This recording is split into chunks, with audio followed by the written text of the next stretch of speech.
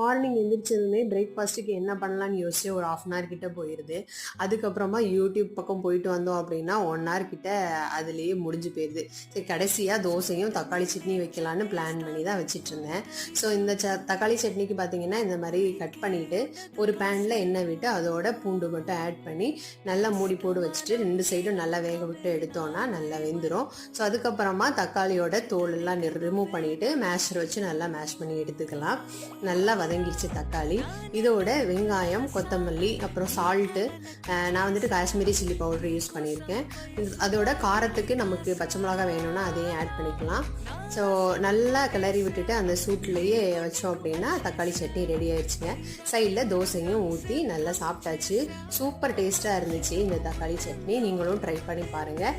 Video பிடிச்சிருந்துச்சு அப்படின்னா like and subscribe பண்ணிக்கோங்க. இன்னொரு வீடியோவில் பார்க்கலாம். Bye friends.